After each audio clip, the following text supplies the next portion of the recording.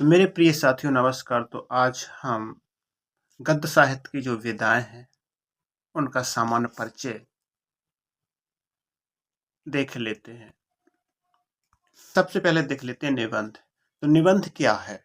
निबंध एक सूक्ष्म आकार की ऐसी रचना है जिसमें सामान्य गद्य की तुलना में रोचक, सजीव तथा अर्थपूर्ण गद्य का विकास होता है। इसकी शैली में पूर्ण रूप से कलात्मक के गुण विद्यमान होते हैं।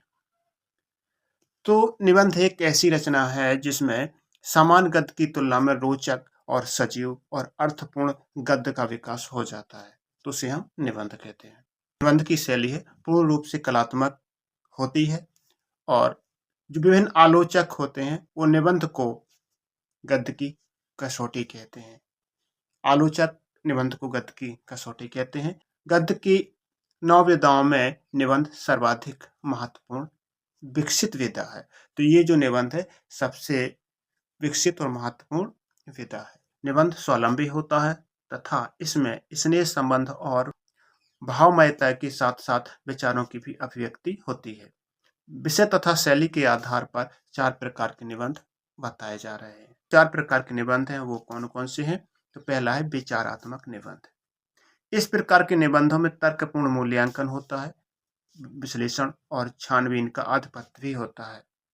विषय भी मुख्यतया दार्शनिक, मनोवैज्ञानिक, शास्त्रीय, विवेचनात्मक आदि होते हैं। दूसरा है भावात्मक निबंध। तो इन निबंधों में अनुराग, हृदय तत्वों की प्रधानता होती है, मतलब भाव ज्यादा दिखाए जाते हैं। इसमें मुख्य उद्देश्य पाठक की बुद्धि की अपेक्षा उसके हृदय को प्रभावित करना होता है। तो जो विचारात्मक होता है ये विचारों से संबंधित है और भावात्मक निबंध है जो भावों से संबंधित है। और वर्णनात्मक निबंध है तो ये वर्णन से संबंधित है। किसी वस्तु का वर्णन, किसी व्यक्ति का वर्णन, किसी स्थान का वर्णन, किसी दृश्य का वर्णन पर आधारित होता है। ललित, सरस तथा मधुर रूप में इनका वर्णन होता है। अब है विवरणात्मक निबंध। इसमें किसी चीज का विवरण दिया जाता है। इन निबंधों में आख्यानात्मक का गुण समाहित होता है तथा विषय वस्तु के प्रत्येक पक्ष को सुसंबंधित, तीक्ष्ण, हृदयग्राही तथा वर्गीकृत पहलू के रूप में किया जा सकता है। कहानी की परिभाषा देख लेते हैं। तो कहानी क्या है? कहानी का उद्देश्य किसी घटना, किसी व्यक्ति विशेष, किसी भाव या संवेदना आदि की संवेदनशील अभिव्यंजना करना होता है। यह आधुनिक साहित्य रचना की सर्वाधिक लोकप्रिय रचना है।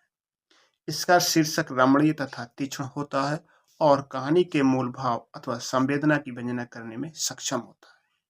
तो कहानी क्या है? किसी घटना या विशेष व्यक्ति या भाव, संवेदना आदि का संवेदनशील अभिव्यंजना करना होता है कहानी का उद्देश्य।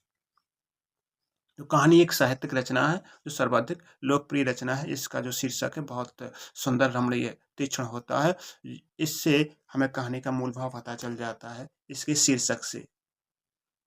इसका आरंभ तथा अंत कलात्मक तथा प्रभावात्मक भी होता है। इसका कथानक संगठित एवं क्रमबद्ध तरीके से चलता है।